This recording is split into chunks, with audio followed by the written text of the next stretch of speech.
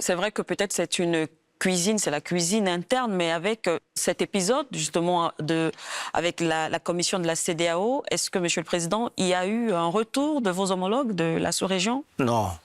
OK. Non, retour de rien. Tout le monde se connaît. On se connaît. La page est tournée, on peut dire. Oui, la page est tournée, on suit en avant. Et moi, je m'occupe de mon pays, chacun.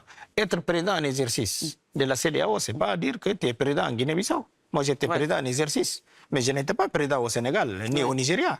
Mais le Nigeria a son président. S'il y a un souci, je prends mon téléphone, j'appelle Macky, j'appelais Tinubu à l'époque, au président Bouhari et les autres. Que je peux appeler pour lui demander, mon frère, qu'est-ce que c'est fait? C'est juste ça. De manière courtoise et respect, et poli. C'est pas pour arriver, ah non, non, non, non. Mais attends, nous sommes des collègues plutôt qu'être chef de l'autre. Alors, on comprend, Monsieur le Président, effectivement, vous l'avez dit, la page est tournée.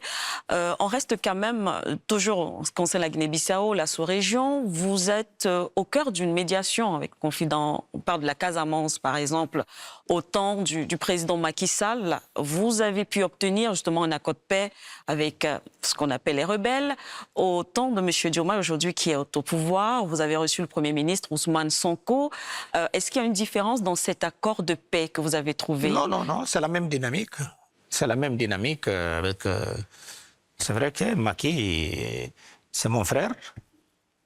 Mais quand Diomaye est venu, il m'a étendu la main, on est ensemble. C'est mon jeune frère aussi. Nous sommes des frères. On a les bons rapports. Et puis la Guinée-Bissau et le Sénégal, nos relations dépassent des hommes. Et nous sommes condamnés, indépendamment des relations entre des personnes. Mais oui, parce que... la Guinée-Bissau ne peut pas jouer avec la stabilité du Sénégal. Et les mêmes. Le Sénégal aussi ne badine pas avec l'instabilité de la Guinée-Bissau. Parce que l'instabilité ici... Il y a un impact forcément. Un impact au Sénégal. Même chose. Donc c'est vice-versa. Le Sénégal et la Guinée-Bissau, c'est les pays les plus liés.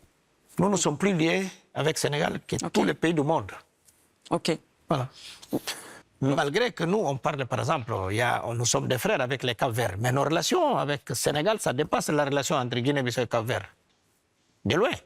Et notre relation avec le Sénégal, ça dépasse la relation avec tous les autres pays du monde. Et vice-versa aussi. Parce que c'est le même peuple, on parle le même dialecte, il y a les mêmes tribus. Et puis, voilà.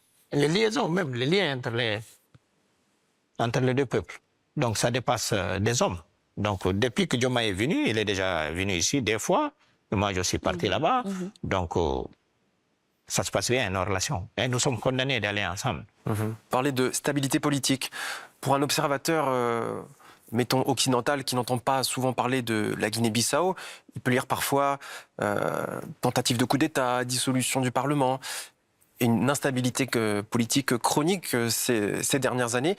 Pour quelles raisons et que faire pour y remédier? Non, moi je pense qu'il y a beaucoup de... Les gens exagèrent beaucoup. Mais Portugal, le président Marcelo a dissous le Parlement deux fois. Et là-bas, ce n'est pas une crise.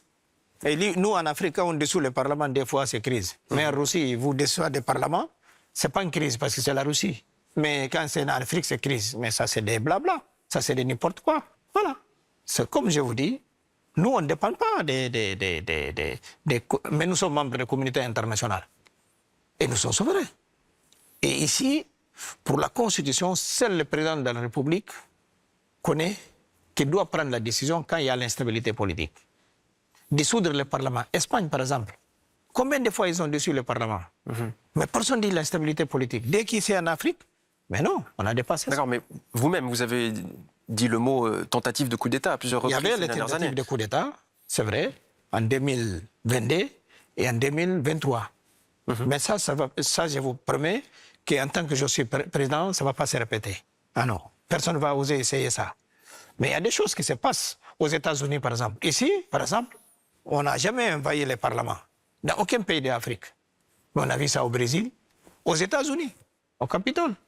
Mais là-bas, ce n'est pas une crise politique. À l'époque même, j'avais mis en garde les gens aux États-Unis. J'ai dit non, je vous mets en garde.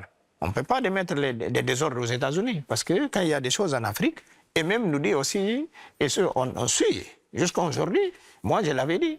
À l'époque, si vous vous souvenez, le président Biden a pris un décret en sanctionnant Guinée-Bissau. Moi aussi, dans cette salle, j'ai pris un décret, j'ai sanctionné les États-Unis. Voilà, pas de petits États, il n'y a que des États. Et si la Russie l'a fait, je le ferai la même chose. Voilà.